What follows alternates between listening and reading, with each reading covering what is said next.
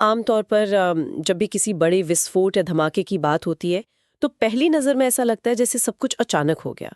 मतलब किसी विशाल इमारत को ढहते हुए देखने पर यही महसूस होता है कि बस एक पल लगा और सब कुछ जमीन पर आ गिरा। हाँ, बिल्कुल। और किसी को भी यही लगेगा कि ये बस उस एक झटके का असर था। सही बात है। लेकिन अगर उस मलबे का मुआयना करने के लिए किसी इंजीनियर को बुलाया जाए तो वो एक बिल्कुल अलग कहानी बताएगा।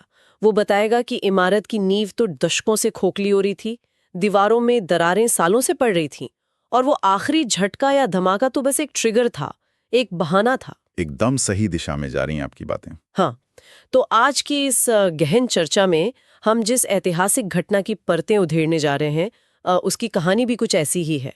हम बात कर रहे हैं 1857 की विद्रोह की। अरे वाह! ये एक ऐसा विषय है जिसे अक्सर सिर्फ एक सिपाही बगावत या म्यूटिनी कहकर समेट दिया जाता है। लेकिन असल में ये आधुनिक भारत के इतिहास की दिशा को हमेशा के लिए मोड़ देने वाला सबसे बड़ा भूचाल था। बिल्कुल। और इस भूचाल को समझने के लिए आज हमारे पास ऐतिहासिक दस्तावेज और शोध पर आधारित कुछ बेहद अहम नोट्स हैं जो इस पूरे जटिल घटनाक्रम को काफी स्पष्ट करते हैं। इस चर्चा का मकसद सिर्फ तारीखें या शासकों के नाम दोहराना नहीं है। हाँ, वरना तो वो किसी क्लास की तरह बोरिंग हो जाएगा। वही तो, हम आज ये डिकोड करने वाले हैं कि कैसे पूरे 100 सालों का दबा हुआ गुस्सा एक ऐसा भयानक तूफान बन गया जिसने उस वक्त के दुनिया के सबसे बड़े साम्राज्य की जड़ें हिला दी। इसके पीछे के नायक कौन थे, इतनी विशाल बगावत आखिरकार विफल क्यों हो गई, और सबसे दिलचस्प बात हाँ, कि कैसे इस एक घटना ने भारत में ब्रिटिश राज के काम करने का पूरा तरीका ही पलट कर रख दिया। एकदम सही। तो इस चर्चा की शुरुआत करते हैं। देखिए, इस पूरी घटना को समझने के लिए सबसे पहले हमें उस इमारत की नींव को देखना होगा जो 1757 के प्लासी के युद्ध के बाद से खोखली की जा रही थी। 1857 को सिर्फ एक तत्कालिक घटना मानना इतिहास के साथ नाइंसाफी होगी। हाँ, मतलब हमें उस 100 सालों के सफर को समझना ही पड़ेगा। बिल्कुल। हमें देखना होगा कि कैसे ईस्ट इंडिया कंपनी ने एक व्यापारिक संस्था से बदलकर खुद को एक क्रूर सत्ता में तब्दील कर लिया था। इस पूरी स्थिति को समझने के लिए मुझे लगता है कि एक प्रेशर कुकर का उदाहरण बहुत सटीक बैठता है। ये देखना बहुत ही दिलचस्प है कि 100 सालों तक अंग्रेज इस भारतीय प्रेशर कुकर के अंदर राजनैतिक, आर्थिक, धार्मिक और सामाजिक दबाव भर रहे थे। और आंच तेज थी, सब कुछ अंदर ही अंदर खौल रहा था। बस सीटी बजने या कुकर फटने का इंतजार था।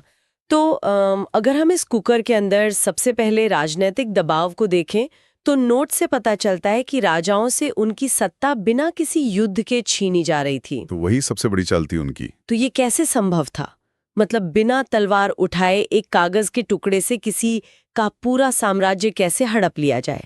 ये ब्रिटिश कूटनीति का सबसे शातिर हिस्सा था असल में। यहाँ मुख्य रूप से दो नीतियों ने काम किया।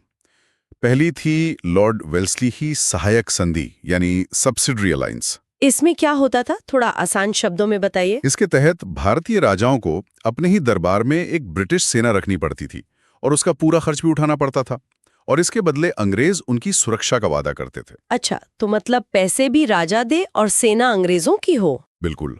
और असल में इसके जरिए राजाओं की आजादी पूरी तरह से खत्म कर दी गई, क्योंकि सेना तो अंग्रेजों की ही वफादार थी ना। सही बात है। ये तो बहुत चालाकी भरा कदम था।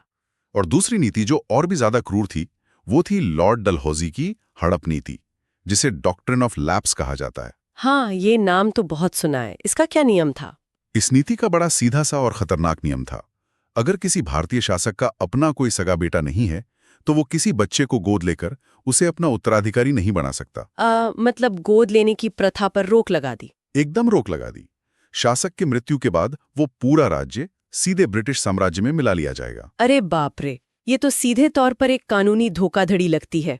मतलब सदियों से चली आ रही गोद लेने की परंपरा को महज एक झटके में अवैध घोषित कर दिया गया। बिल्कुल कानूनी रूप देकर चोरी की गई। और इसी धोखाधड़ी के जरिए डलहौजी ने सतारा, नागपुर और सबसे मशहूर झांसी जैसे समृद्ध राज्यों को रातों रात ब्रिटिश साम्राज्य का हिस्सा बना लिया।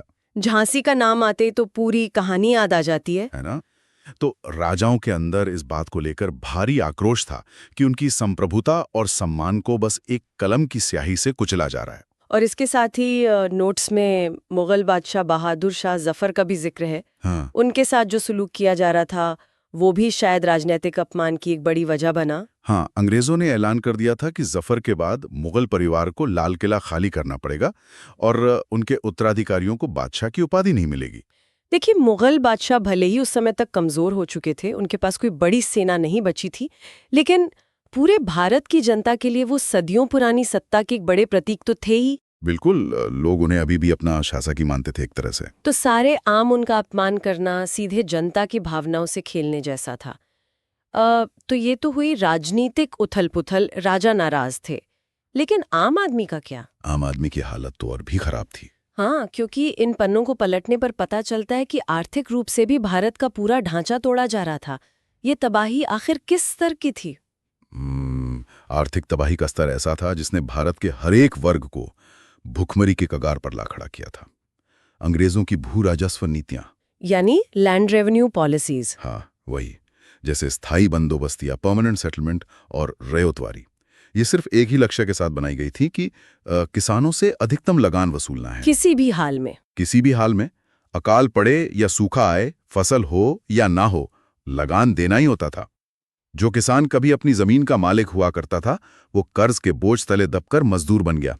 ये तो सच में बहुत भयानक स्थिति है। और तो और, जमींदारों की पुश्तैनी जमीनें तक नीलाम कर दी गईं, उन्हें भी नहीं छोड़ा गया। वाह, मतलब कोई भी वर्ग उनके शोषण से बचा नहीं था। और हस्तशिल्प उद्योग का भी तो जिक्र आता है। भारत तो अपने सूती और रेशमी कपड़ों के लिए पूरी दुनिया में मशहूर था। उस पूरे उद्योग का क्या हुआ? उससे बहुत ही सुनियोजित तरीके से खत्म किया गया, मतलब प्लान बनाकर। अच्छा, कैसे? देखिए, उस वक्त ब्रिटेन में औद्योगिक क्रांति आ चुकी थी, यानी इंडस्ट्रियल रेवोल्यूशन। तो वहां की मशीनों से बना हुआ सस्ता कपड़ा भारतीय बाजारों में भर दिया गया। ओह, तो भारतीय कपड़ों की डिमांड कम हो गई। हाँ, और दूसरी तरफ भारतीय कारीगरों के सामान पर भारी टैक्स लगा दिया गया ताकि वो विदेशों में ना बिक सके, महंगा हो जाए। नतीजा क्या निकला इसका? नतीजा ये हुआ कि जो कारीगर पीढ़ियों से शानदार काम कर रहे थे, उनके रोजगार छिन गए और उन्हें मजबूरी में खेती या मजदूरी करनी पड़ी। भारत का जो एक आत्मनिर्भर ग्रामीण अर्थशास्त्र था, वो पूरी तरह से तहस-नहस हो गया। ये समझना बहुत पीड़ादायक है। मतलब राजा अपनी सत्ता खो रहे थे, किसान अपनी जमीन और कारीगर अपना हुनर। लेकिन ये प्रेशर कुकर अभी पूरी तरह भरा नहीं था। इसमें एक और ऐसा मसाला डाला जा रहा था जो शायद किसी भी समाज के लिए सबसे नाजुक होता है। धर्म और सामाजिक अस्तित्व का डर। सही कहा ना मैंने? बिल्कुल सही। धर्म की बात आते ही लोग सबसे ज्यादा सेंसिटिव हो जाते हैं। और ये एक बहुत ही महत्वपूर्ण बिंदु है। 19वीं सदी के मध्य में आते आते भारतीयों को ये गहराई से महसूस होने लगा था कि अंग्रेज सिर्फ उनकी दौलत नहीं लूट रहे हैं, बल्कि उनके धर्म और संस्कृति को भी नष्ट करने पर तुले हैं। लेकिन इस डर की कोई ठोस वजह थी क्या उस वक्त? वजह थी, ईसाई मिशनरियों को भारत में धर्म प्रचार की खुली छूट दे दी गई थी। सड़कों और बाजारों में खुलेआम हिंदू और इस्लाम धर्म की आलोचना की जाती थी। लेकिन क्या ये सिर्फ प्रचार तक ही सीमित था या कोई ऐसा कानून भी आया जिसने इस डर को हकीकत में बदल दिया? कानून भी आया। 1856 में अंग्रेजों ने धार्मिक अयोग्यता अधिनियम यानी रिलीजियस डिसेबिलिटीज एक्ट पारित किया। अच्छा, इस एक्ट में क्या था? पुराने भारतीय नियमों के अनुसार अगर कोई व्यक्ति अपना धर्म बदलता था तो उसे अपनी पुश्तैनी संपत्ति से बेदखल कर दिया जाता था, उसका अधिकार खत्म हो जाता था। लेकिन इस नए कानून ने नियम ही बदल दिया। तो नया नियम क्या कहता था? अब नया नियम था कि अगर कोई भारतीय ईसाई धर्म अपनाता है तो भी उसका अपनी पुश्तैनी संपत्ति पर अधिकार बना रहेगा। ओह, तो इसका मतलब ये था कि अंग्रेज कानूनी तौर पर लोगों को ईसाई बनने के लिए प्रोत्साहित कर रहे थे, एक तरह से लालच दे रहे थे। एकदम यही बात थी। भारतीयों के नजरिए से देखें तो ये कोई प्रगतिशील कानून नहीं था, बल्कि उनके धर्म को खत्म करने की एक सीधी साजिश थी। सही बात है, उस दौर में इसको ऐसे ही देखा जाएगा। और इन सब के बीच उस वर्ग का क्या हाल था जिसके कंधों पर ब्रिटिश साम्राज्य टिका हुआ था, यानी उनकी सेना? भारतीय सिपाही क्यों बगावत के मुहाने पे खड़े थे? देखिए, भारतीय सैनिकों की स्थिति किसी मजदूर से कम नहीं थी। सेना में ब्रिटिश और भारतीय सैनिकों के बीच भारी भेदभाव था। पगार यानी वेतन में जमीन आसमान का फर्क था। रैंक सेम होने पर भी? हाँ, समान रैंक होने के बावजूद एक भारतीय सिपाही का वेतन यूरोपियन सैनिक के मुकाबले बेहद कम होता था और ऊपर से एक भारतीय सिपाही चाहे जितनी भी बहादुरी दिखा ले, वो सूबेदार के पद से ऊपर कभी प्रमोट नहीं हो सकता था। सारे ऊंचे पद सिर्फ गोरों के लिए आरक्षित थे। ये तो काफी फ्रस्ट्रेटिंग रहा होगा। था ही। और इसके अलावा सैनिकों को युद्ध के लिए समुद्र पार भेजा जाने लगा, और उस दौर के रूढ़िवादी समाज में समुद्र पार करने का मतलब था अपना धर्म और जाति भ्रष्ट कर लेना। अच्छा, उस वक्त इस बात को काफी पाप माना जाता था ना? बिल्कुल, उस वक्त काफी कड़े सामाजिक नियम थे इसको लेकर। लोग उन्हें समाज से बाहर निकाल देते थे। तो ये था वो 100 सालों का उबलता हुआ प्रेशर कुकर। एक ऐसा समाज जहां राजाओं का सम्मान छिन गया था, किसानों का पेट खाली था, आम जनता अपने धर्म को लेके खौफ में थी और सेना में भयंकर भेदभाव था। मतलब सब कुछ बारूद के ढेर में बदल चुका था। और ऐसे बारूद में बस एक छोटी सी चिंगारी की जरूरत होती है। सही कहा। और अब यहाँ हम उस पल पर आते हैं जब इस बारूद में वो चिंगारी लगी, जो इसका तत्कालिक कारण बनी। इतिहास में ये चिंगारी एनफील्ड राइफल और उसके चर्बी वाले कारतूसों के रूप में दर्ज है। हाँ, ये बहुत ही मशहूर घटना है। आखिर इस नई राइफल में ऐसा क्या था जिसने सीधा विस्फोट कर दिया? यही वो ट्रिगर था जिसका हम शुरुआत में जिक्र कर रहे थे। 1856 के अंत में अंग्रेजों ने पुरानी ब्राउन बेस बंदूकों की जगह सैनिकों को नई एनफील्ड राइफल देने का फैसला किया। इस नई राइफल की मारक क्षमता काफी अच्छी थी, लेकिन इसकी लोडिंग प्रक्रिया में एक बहुत बड़ी समस्या थी। वो समस्या क्या थी? इसमें जो कारतूस यानी कार्ट्रिज इस्तेमाल होता था, उसे बंदूक की नाली में डालने से पहले सैनिक को अपने दांतों से उसका ऊपरी आवरण काटना पड़ता था, और ये आवरण सीलन से बचाने के लिए चिकनाई युक्त होता था। और यहीं से शायद वो खबर आग की तरह फैली जिसने 1857 के गदर की पटकथा लिख दी। खबर ये थी कि उस कारतूस को चिकना बनाने के लिए गाय और सूअर की चर्बी का इस्तेमाल किया गया है। बिल्कुल। यहाँ मैंने एक सवाल पूछना चाहती हूँ, आप नोट्स के आधार पर बताइए। क्या ये ब्रिटिश हुकूमत की तरफ से सिर्फ एक नई तकनीक पेश करने की अनजाने में हुई गलती थी, या ये उनकी सांस्कृतिक अनदेखी और मूर्खता की चरम सीमा थी? क्योंकि गाय हिंदुओं के लिए बेहद पवित्र है और सूअर मुसलमानों के लिए हराम यानी वर्जित। एक ही झटके में उन्होंने दोनों बड़े समुदायों की सबसे नाजुक नब्ज पर चोट कर दी। देखिए, इसको आप ब्रिटिश प्रशासन का सबसे बड़ा अंधापन कह सकते हैं। वो भारत पर राज तो कर रहे थे, लेकिन भारतीयों की आत्मा को, उनकी संस्कृति को बिल्कुल नहीं समझते थे। जब सिपाहियों के बीच ये अफवाह या कहें कि सच्चाई फैली कि उन्हें दांतों से गाय और सूअर की चर्बी काटनी पड़ेगी, तो उनके लिए ये सिर्फ एक सैन्य आदेश का उल्लंघन नहीं था। उनके लिए क्या था फिर? उनके लिए इसका सीधा सा मतलब था अपना धर्म, अपनी जाति, अपना लोक परलोक, सब कुछ हमेशा के लिए नष्ट कर लेना। ये उनके अस्तित्व पर सीधा हमला था। तो इसका मतलब वो प्रेशर कुकर यहाँ आकर फट गया। 100 सालों का दबावा गुस्सा इस एक घटना से फूट पड़ा। और इस गुस्से का पहला प्रकटीकरण हमें 29 मार्च 1857 को बंगाल की बैरकपुर छावनी में देखने को मिला। बैरकपुर? वहां क्या हुआ था, थोड़ा विस्तार से समझाइए। वहां 34वीं नेटिव इन्फेंट्री के एक युवा सिपाही मंगल पांडे ने इन चर्बी वाले कारतूसों का इस्तेमाल करने से साफ इनकार कर दिया। वाह! मतलब सीधी बगावत। हाँ, लेकिन इसके बाद मंगल पांडे को फांसी दे दी गई। पर उनकी इस शहादत ने पूरे भारत की छावनियों में विद्रोह का एक शक्तिशाली संदेश भेज दिया। यानी मंगल पांडे की वो बगावत एक व्यक्तिगत आक्रोश थी, लेकिन इस विद्रोह ने एक संगठित और औपचारिक रूप तो 10 मई 1857 को लिया। सही कहा, वही सबसे बड़ा मोड़ था जब मेरठ की छावनी में एक बड़ा विस्फोट हुआ। मेरठ में क्या किया सिपाहियों ने? मेरठ के सिपाहियों ने न सिर्फ कारतूस इस्तेमाल करने से मना किया, बल्कि अपने उन साथियों को जेल से आजाद कराया जिन्हें अंग्रेजों ने कैद किया हुआ था। उन्होंने अपने अंग्रेज अधिकारियों को मारा और रातों रात अपनी बैरकों से निकल पड़े। और उनका टारगेट क्या था? वो कहाँ जा रहे थे? वो सीधे दिल्ली की तरफ कूच कर गए। दिल्ली क्यों? मतलब ये थोड़ा अजीब लगता है कि अचानक दिल्ली क्यों जाना चाहते थे वो? दिल्ली पहुंचना कोई रैंडम फैसला नहीं था, ये एक बहुत ही रणनीतिक कदम था। दिल्ली सदियों से भारत की सत्ता का केंद्र रही थी और सिपाहियों को पता था कि अगर उन्हें अपने इस विद्रोह को एक राष्ट्रीय वैधता यानी लेजिटिमेसी देनी है, तो उन्हें मुगल बादशाह के नाम का सहारा लेना ही होगा। ओह अच्छा, तो वो बादशाह जफर के पास जा रहे थे।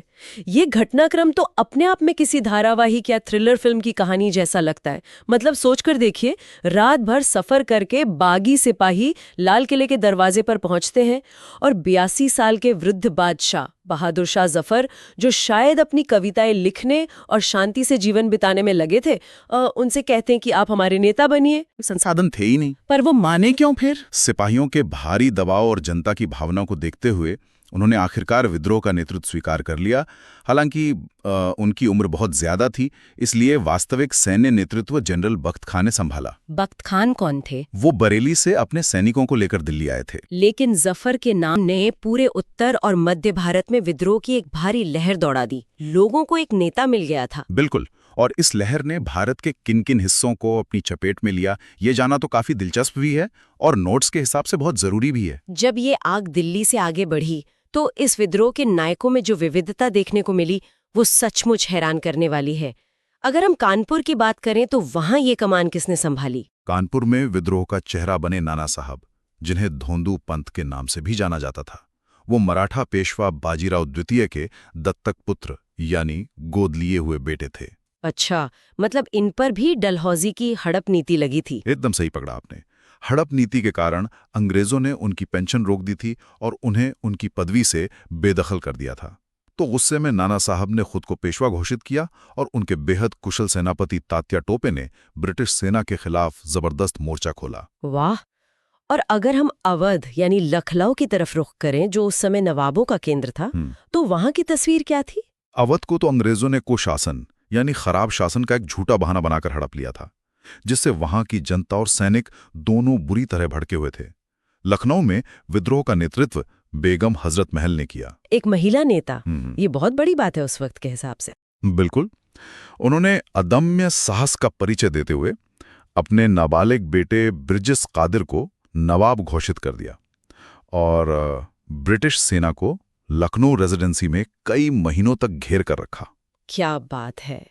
अब यहां से हम उस नाम की तरफ बढ़ते हैं जो भारत में वीरता का पर्याय बन चुका है। इतिहास के पन्नों में दर्ज एक ऐसी योद्धा जिनकी कहानी आज भी रोंगटे खड़े कर देती है, झांसी और ग्वालियर की रानी लक्ष्मीबाई। हाँ, रानी लक्ष्मीबाई की लड़ाई सीधे तौर पर डलहौजी की उसी हड़प नीति के खिलाफ थी। जब अंग्रेजों ने उनके दत्तक पुत्र को राजा मानने से इनकार कर दिया और झांसी पर कब्जा करना चाहा, तो उन्होंने ऐलान कर दिया कि मैं अपनी झांसी नहीं दूंगी। ये लाइन तो हर किसी ने सुनी है। सही बात है। फिर तात्या टोपे के साथ मिलकर उन्होंने ग्वालियर पर भी कब्जा किया और अंग्रेजों के छक्के छुड़ा दिए। यहाँ ना मुझे इन दस्तावेजों में दर्ज ब्रिटिश जनरल ह्यू रोज का वो बयान याद आ रहा है, जिसने ग्वालियर में लक्ष्मीबाई के खिलाफ लड़ाई का नेतृत्व किया था। ये बयान इस विद्रोह की गंभीरता को बहुत अच्छे से बयान करता है। हाँ, उन्होंने एक बहुत ही प्रसिद्ध बात कही थी। बिल्कुल। ह्यू रोज ने रानी लक्ष्मीबाई के रणभूमि में वीरगति प्राप्त करने के बाद कहा था कि वो विद्रोहियों में सर्वोत्तम और सबसे वीर नेता थीं। ये सोचना कितना विस्मयकारी है कि आपका सबसे खूंखार दुश्मन, जो आपको हराने के लिए पूरी ताकत लगा रहा है, वो भी आपकी वीरता का लोहा मानने को मजबूर हो जाए। ये उनकी सच्ची कामयाबी थी। और इसके अलावा कुछ और भी महत्वपूर्ण केंद्र थे जहां इस आग ने भीषण रूप लिया था, जैसे बिहार और बरेली। बिहार में कौन थे इसके नेता? बिहार के जगदीशपुर से विद्रोह की कमान कुंवर सिंह ने संभाली। उनकी उम्र 80 साल से भी अधिक थी। सोचिए, 80 साल! उस उम्र में युद्ध के मैदान में। हाँ, पर उनकी युद्ध रणनीति और फुर्ती इतनी अचूक थी कि उन्हें बिहार का सिंह कहा जाता था। उन्होंने कई बार अकेली ब्रिटिश सेना को धूल चटाई।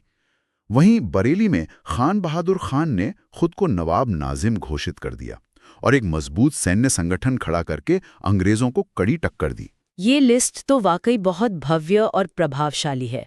एक 82 साल का मुगल बादशाह, मराठा पेशवा, अवध की बेगम, झांसी की रानी और बिहार के 80 साल के शेर। समाज के इतने अलग अलग तबके के नेता, लाखों सिपाही और आम जनता का अजीम गुस्सा, सब एक छतरी के नीचे आ गए थे। लेकिन देखिए, यहाँ पहुंचकर एक बहुत बड़ा और शायद सबसे चुभने वाला विरोधाभास सामने आता है। इतने महान नेताओं के होने और इतना भारी असंतोष होने के बावजूद ये आग पूरे जंगल में क्यों नहीं फैल सकी? 1857 में ब्रिटिश साम्राज्य की इमारत पूरी तरह ढह क्यों नहीं गई? ये एक ऐसा सवाल है जिसका विश्लेषण किए बिना 1857 का इतिहास पूरा हो ही नहीं सकता। इस विद्रोह की असफलता के कई गहरे कारण थे।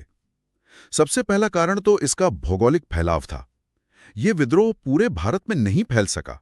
तो इसका किन हिस्सों में ज्यादा असर था? ये मुख्य रूप से उत्तर और मध्य भारत, जैसे दिल्ली, अवध, रोहिलखंड और बिहार तक ही सीमित रह गया। दक्षिण भारत, बंगाल का एक बड़ा हिस्सा और पश्चिमी भारत लगभग शांत ही रहे। अच्छा, यानी अंग्रेजों को पूरे देश में एक साथ नहीं लड़ना पड़ा, जिससे वो अपनी ताकत को विद्रोह वाले क्षेत्रों में केंद्रित कर सकें। एकदम सही। और इसके साथ ही विद्रोही नेताओं के बीच किसी केंद्रीय संगठन या संचार व्यवस्था का भी तो अभाव था ना? बिल्कुल। हर नेता असीम साहस से लड़ रहा था, लेकिन वो सब अपने अपने क्षेत्रों में और काफी हद तक अपने अपने व्यक्तिगत कारणों से लड़ रहे थे। उनके पास कोई एक साझा राष्ट्रीय विजन नहीं था। मतलब ये तय नहीं था कि अंग्रेजों को भगाने के बाद कौन सी व्यवस्था लागू की जाएगी। हाँ, वही आगे का क्या प्लान है वो नहीं था। इसके विपरीत अंग्रेजों के पास आधुनिक हथियार थे। टेलीग्राफ जैसी नई संचार व्यवस्था थी जिससे वो तुरंत संदेश भेज सकते थे, और एक संगठित सैन्य ढांचा था। ये तकनीकी चीजें काफी मायने रखती हैं युद्ध में, लेकिन इन सब तकनीकी कमियों से भी बड़ा एक और कारण है जो इतिहास का एक बहुत कड़वा सच है। इस दस्तावेज को गहराई से पढ़ने पर एक बात एकदम साफ हो जाती है कि अंग्रेजों ने ये विद्रोह सिर्फ लंदन से मंगाई गई अपनी फौजी ताकत से नहीं दबाया था। उन्हें जीतने में खुद भारतीयों ने बहुत बड़ी मदद की थी। हाँ, ये सचमुच एक बड़ी रणनीतिक विफलता थी हमारी। ग्वालियर के सिंधिया, हैदराबाद के निजाम, राजपूताना के राजा और पंजाब के सिख शासकों जैसे कई बड़े राजवाड़ों ने इस विद्रोह में शामिल होने के बजाय अंग्रेजों का पूरा साथ दिया। ये कितनी अजीब बात है ना? बहुत अजीब। उन्होंने अपनी सेनाएं अंग्रेजों की मदद के लिए भेज दी। लॉर्ड कैनिंग ने खुद कहा था कि इन राजाओं ने तूफान के आगे बांध या ब्रेकवाटर का काम किया, वरना ब्रिटिश साम्राज्य इस लहर में बह गया होता। ये बात वाकई सोचने पर मजबूर करती है। लेकिन एक और बिंदु है जिस पर मैं रुकना चाहूंगी। देखिए, राजाओं का अंग्रेजों का साथ देना तो एक पल को समझ आता है कि शायद वो अपनी गद्दी बचाना चाहते थे, उन्हें अपनी कुर्सी की पड़ी थी। लेकिन नोट्स बताते हैं कि जो भारत का शिक्षित मध्यम वर्ग था, जो पश्चिमी शिक्षा प्राप्त कर चुका था, उसने भी इस पूरे विद्रोह से खुद को पूरी तरह अलग रखा। वो एकदम तटस्थ रहे, यानी न्यूट्रल। हाँ, ये बात सच है। रुकिए, ये बात थोड़ी अजीब नहीं लगती?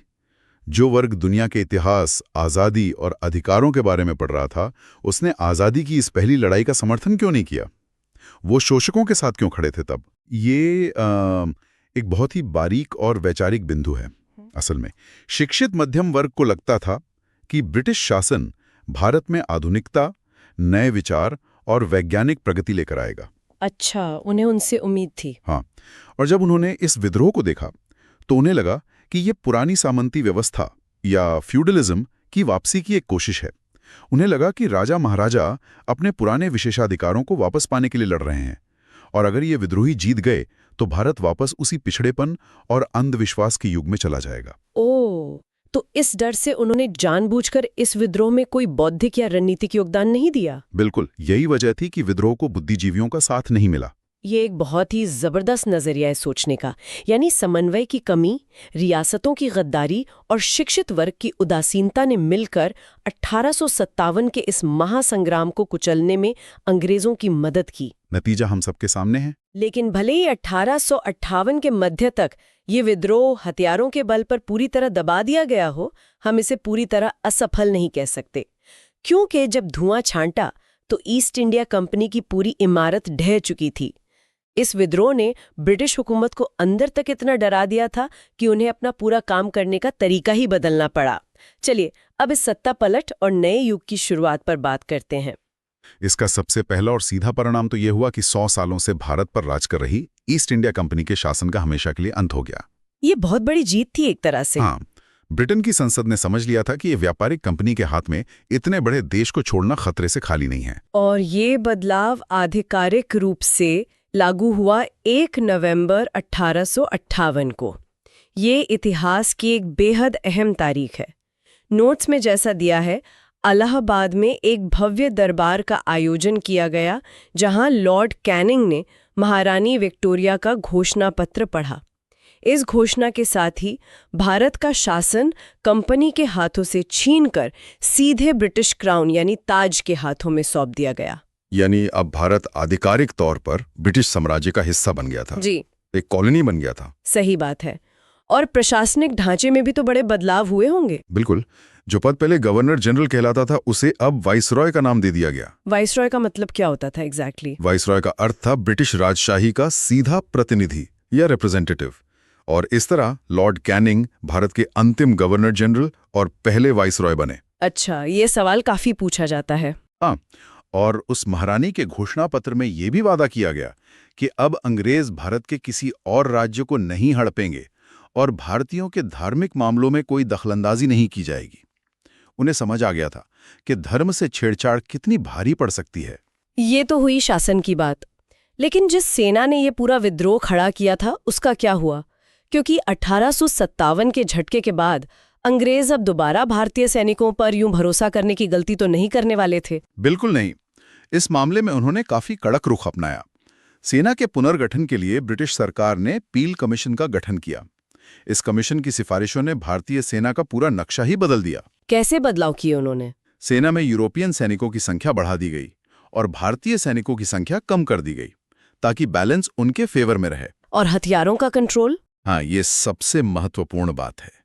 तोपखाना यानी आर्टिलरी और सभी महत्वपूर्ण हथियारों का नियंत्रण पूरी तरह से यूरोपियन सैनिकों के हाथों में दे दिया गया ताकि अगर भविष्य में भारतीय सैनिक कभी बगावत करने की सोचें भी तो उनके पास भारी हथियार ही ना हो। ये तो काफी चालाकी भरा कदम था। और इसके साथ ही एक ऐसी जहरीली नीति की भी आधिकारिक शुरुआत हुई जिसने अगले 90 सालों तक भारत के भविष्य को अंधकार में ढकेल दिया। देखिए, अंग्रेजों ने 1857 में एक बात बहुत करीब से देखी थी, हिंदू और मुसलमानों की गजब की एकता। वहीं से उन्हें खतरा महसूस हुआ। बिल्कुल। मंगल पांडे से लेकर बहादुर शाह जफर तक इस एकता ने उन्हें भयभीत कर दिया था और इसीलिए इस समय से फूट डालो और राज करो यानी डिवाइड एंड रूल की नीति को उनकी मुख्य रणनीति बना लिया गया। सेना की रेजिमेंटों को जाति और धर्म के आधार पर बांट दिया गया, जिससे सिख रेजिमेंट, राजपूत रेजिमेंट और समाज में एक समुदाय को दूसरे के खिलाफ भड़काने के सुनियोजित प्रयास शुरू हो गए ताकि आगे कभी वो मिलकर अंग्रेजों के खिलाफ ना खड़े हो सकें। इन सब परिणामों का गहराई से विश्लेषण करने पर ये स्पष्ट हो जाता है कि 1857 केवल एक सैनिक विद्रोह नहीं था, बल्कि एक ऐसा युग परिवर्तक मोड़ था जिसने आगे के कई दशकों तक के लिए भारत की राजनीतिक, सामाजिक और सैन्य व्यवस्था की रूपरेखा तय कर दी। सही कहा आपने। और इसी घटना ने आगे चलकर भारत में राष्ट्रीयता की उस भावना के बीज बोए जो आज़ादी के आंदोलन का मुख्य आधार बनी। तो आज की इस गहन चर्चा को समेटते हुए हम आश्वस्त होकर कह सकते हैं कि 1857 का गदर कोई अचानक हुआ धमाका नहीं था। ये डलहौजी और वेल्लेस्ली के अहंकार से सताए राजाओं, बर्बाद हो चुके किसानों, भूखे कारीगरों और अपने अस्तित्व को लेकर डरी हुई जनता का एक सामूहिक विस्फोट था। ये तय है कि उनकी एकता की कमी और कुछ रियासतों के असहयोग के कारण वो सैन्य रूप से भले ही हार गए, लेकिन इस विद्रोह ने ईस्ट इंडिया कंपनी के 100 साल के शासन को राख में जरूर मिला दिया। एकदम। भारत के स्वतंत्रता संग्राम की ये वो नींव है जिसके बिना आगे की आज़ादी की इमारत खड़ी ही नहीं हो सकती थी। अब इस चर्चा को समाप्त करने से पहले इन ऐतिहासिक दस्तावेजों से उभरने वाले एक बहुत ही विचारोत्तेजक प्रश्न को मैं यहाँ छोड़ना चाहती हूँ। एक ऐसा सवाल जो इतिहास के पन्नों को पलटकर एक वैकल्पिक वास्तविकता यानी ऑल्टरनेटिव रियलिटी की कल्पना करने पर मजबूर करता है। हाँ, जरूर बताइए। देखिए, ये सोचना रोंगटे खड़े कर देता है कि अगर 1857 में ग्वालियर, हैदराबाद और पंजाब के शक्तिशाली शासकों ने अंग्रेजों की ढाल बनने के बजाय विद्रोहियों का साथ दिया होता, जो कि मुमकिन था अगर वो थोड़ा लंबा सोचते। हाँ, और अगर भारत का पढ़ा लिखा मध्यम वर्ग तटस्थ रहकर तमाशा देखने के बजाय इस विद्रोह में अपनी बौद्धिक और रणनीतिक शक्ति लगा देता तो क्या होता? ये तो पूरा इतिहास ही पलट देता। वही तो। क्या 1 नवंबर 1858 को इलाहाबाद में महारानी विक्टोरिया का वो घोषणा पत्र पढ़ा जाता, या फिर 1857 ही भारत की जमीन पर ब्रिटिश राज का आखिरी साल बन जाता? इस सवाल पर विचार जरूर किया जाना चाहिए। एकदम सही, क्योंकि इतिहास सिर्फ वो नहीं है जो घटित हुआ, बल्कि वो भी है जो घटित हो सकता था। बहुत खूब। आज की इस गहन चर्चा में यहाँ जुड़ने के लिए बहुत बहुत धन्यवाद। अपनी जिज्ञासा को इसी तरह बनाए रखिए और इतिहास के इन पन्नों को पलटते रहिए।